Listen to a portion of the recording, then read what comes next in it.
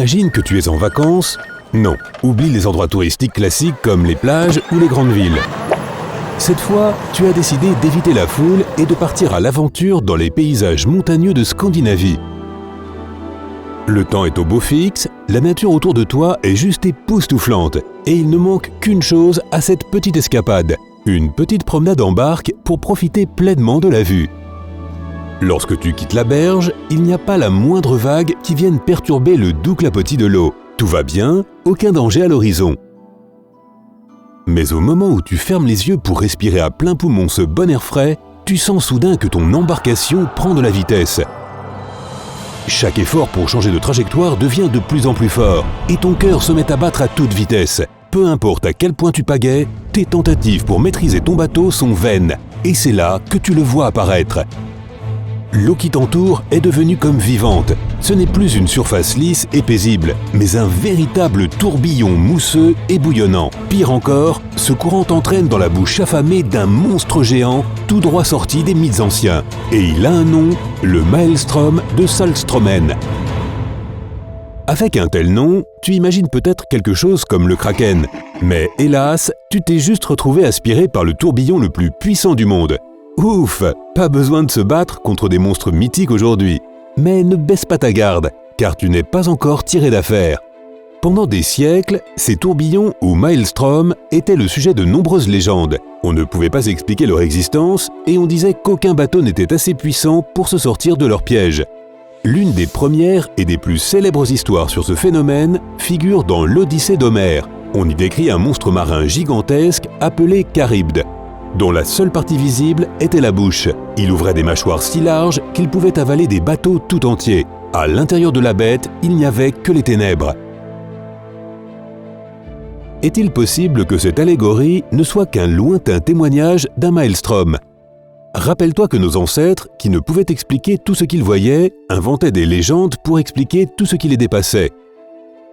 Mais aujourd'hui, la science nous a permis de mieux comprendre ces phénomènes géologiques. Pourtant, cela ne veut pas dire pour autant que les tourbillons ne sont pas un exemple fascinant de l'incroyable puissance de la nature. Les tourbillons sont formés par des masses d'eau en rotation qui s'écoulent en sens inverse et où deux courants se heurtent l'un à l'autre. Le résultat est la naissance d'un vortex. Si tu regardes dans l'œil de la bête, tu verras quelque chose d'étrange. L'eau entraînée d'un côté enveloppe celle arrivant de l'autre. C'est un peu comme une danse, où chacun fait tourner son partenaire. En fait, c'est la même chose que lorsque tu touilles ta tasse de café. Par nature, les courants d'eau cherchent à se mélanger, mais la force et la vitesse de chacun rend le tout beaucoup plus difficile. C'est d'ailleurs de là que naissent les turbulences. Un autre facteur qui peut entrer en collision avec un courant et mener à la formation d'un tourbillon est le vent. Imagine maintenant quand ces deux forces se rencontrent. Le vent et les courants d'eau tourbillonnent alors en un seul point, et on obtient les tourbillons les plus puissants qui soient. Les plus grands s'appellent des maelstroms. On pourrait les imaginer comme une tornade qui se forme sous la mer, mais ce n'est pas du tout ça. Les plus grands maelstroms ne sont pas fascinants pour leur taille, mais plutôt parce qu'ils apparaissent rarement seuls. Il s'agit plutôt d'un ensemble de petits tourbillons qui pourraient nous faire croire que la nature elle-même a décidé de faire sa lessive. Revenons donc vers le roi des tourbillons, le Maelstrom de Saltstraumen. Il se trouve sur la côte nord de la Norvège, près d'une ville appelée Bodø. La Norvège est connue pour son littoral couvert de fjords. Ce sont des falaises abruptes creusées par l'immense pression exercée par les glaciers. Il y a un peu plus de 2000 ans, la Norvège était complètement recouverte de glace. Mais à mesure que le climat a changé, les glaciers ont commencé à fondre et à se déplacer. Leur poids était suffisant pour pousser les roches et labourer littéralement la terre sur leur passage. C'est ainsi que les fjords de Saltfjorden et de Skjerstad sont nés. Un détroit s'est formé entre eux, Saltstraumen. Ce nom peut être traduit par courant salé. C'est probablement parce que toutes les 6 heures, plus de 400 milliards de litres d'eau de mer salée le traversent à la vitesse impressionnante de 40 km/h. Par conséquent, d'impressionnants tourbillons se forment à cet endroit 6 fois par jour. Parfois, il y a juste quelques gros vortex, et d'autres fois, il y en a des douzaines. Certains peuvent avoir un diamètre de près de 12 mètres, ce qui est suffisant pour engloutir un autobus tout entier. Les plus grands peuvent faire jusqu'à 5 mètres de profondeur, soit la longueur d'une grosse voiture. Alors, est-ce qu'une telle chose peut représenter un danger? Tout ce que je peux dire, c'est que tu ne voudrais pas aller te baigner près d'une telle furie naturelle. Le courant est assez puissant pour faire en sorte que tout effort pour en ressortir à la nage soit complètement vain. Et un tourbillon de cette taille entraînerait sûrement n'importe qui sous l'eau en quelques secondes. En plus, l'eau ici est extrêmement froide. Donc oui, te faire aspirer par un maelstrom serait regrettable. C'est le moins qu'on puisse dire. D'un autre côté, le maelstrom de Saltstraumen ne constitue plus une menace pour les bateaux de nos jours. Traverser le détroit est tout à fait gérable, même pour un petit bateau à moteur, car les moteurs modernes sont assez puissants pour échapper à l'emprise de ces tourbillons. Et même s'ils sont dangereux, les maelstroms restent un spectacle magnifique à observer. Bodo est même devenu un lieu touristique célèbre grâce à eux. Il y a un énorme pont qui enjambe le détroit et il offre un point d'observation pour les visiteurs, ravis d'observer la puissance du tourbillon le plus puissant du monde.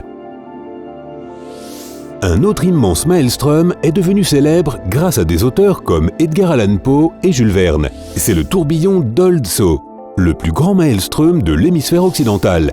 Il se trouve entre le Canada et les États-Unis, près de Deer Island dans le Nouveau-Brunswick et Moose Island dans le Maine. Ce vortex est beaucoup plus grand que n'importe quel tourbillon de Saltstraumen, mais pas aussi rapide qu'eux. Pourtant, un tourbillon large de 76 mètres est loin d'être ridicule. Mais même avec une bouche assez grande pour avaler tout rond un Boeing 747, ce tourbillon est rarement visible, car il se déplace à une vitesse très faible. Oh, trop nul! La plupart du temps, on a plutôt l'impression que quelque chose se cache sous l'eau. Parfois, quelques remous étranges remontent à la surface, qui devient alors anormalement bombée. Si tu te demandes pourquoi ce tourbillon s'appelle Old Saw, ce qui veut dire la vieille truie, il y a une petite histoire. Le grondement constant qu'il produit rappelle aux habitants du coin des grognements de cochons.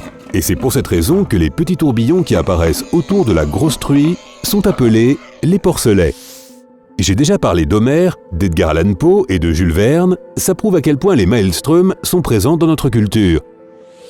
Mais allons maintenant en Extrême-Orient. Tu as déjà eu l'occasion d'admirer les œuvres d'artistes japonais du mouvement ukiyo-e? Ces paysages maritimes sont vraiment captivants. L'un de ces artistes, Utagawa Hiroshige, a réalisé une estampe intitulée « Les tourbillons de Naturo à Awa ». Et devine quoi, ces tourbillons existent vraiment. Comme c'est souvent le cas, ceux-ci se trouvent également dans un détroit. Le courant qui traverse les îles de Naruto et d'Awaji coule à 20 km/h. Lorsque les marées se forment, ces tourbillons peuvent avoir un diamètre mesurant plus de 20 mètres, ce qui correspond à peu près à la longueur d'une piste de bowling. Si tu veux y jeter un coup d'œil, il y a un point d'observation depuis un pont reliant ces îles. Rien que ça, c'est une construction qui vaut le détour. Ce pont mesure plus de 1600 mètres de long et surplombe ses eaux tourbillonnantes à 40 mètres de hauteur. Il y a un dernier endroit dont j'aimerais te parler, c'est le golfe de Corryvreckan. Selon un mythe écossais, Cailleach Burr, la déesse de l'hiver, utilisait ce golfe pour laver ses vêtements. C'est de là que proviendrait le tourbillon de Corryvreckan. Si tu aimes les versions mythiques des explications, bien sûr. C'est le deuxième plus grand maelstrom du monde et il ne se calme que pendant 1 à 2 heures par jour. Mais même sans tourbillon, le courant qui traverse ce passage entre les îles écossaises de Jura et Scarba peut être extrêmement puissant. Alors, imagine ma surprise quand j'ai découvert que des gens essayaient de traverser ce détroit à la nage. On les appelle Wild Swimmers, les nageurs sauvages, et le golfe de Corryvreckan est un spot célèbre pour eux. Au lieu de se contenter d'aller à la plage ou à la piscine municipale, ces accros à l'adrénaline cherchent des endroits aussi dangereux que possible à traverser à la nage. J'imagine que beaucoup d'entre eux ont gagné un Darwin Award pour avoir essayé de nager plus de 800 mètres pour traverser ce détroit mortel. Quant à ceux d'entre nous qui aiment tout simplement la vie, je propose de nous en tenir à admirer ces tourbillons de loin. Alors, lequel de ces tourbillons aimerais-tu observer? Peut-être veux-tu nous recommander un autre phénomène naturel digne d'intérêt? Fais-le nous savoir dans les commentaires. Si tu as appris quelque chose de nouveau aujourd'hui, donne un j'aime à cette vidéo et partage-la avec tes amis. Et attends avant de sauter dans l'un de ces tourbillons. Nous avons plus de 2000 vidéos sympas à te montrer. Il te suffit de cliquer sur la vidéo de gauche ou de droite et c'est parti. Prends la vie côté sympa.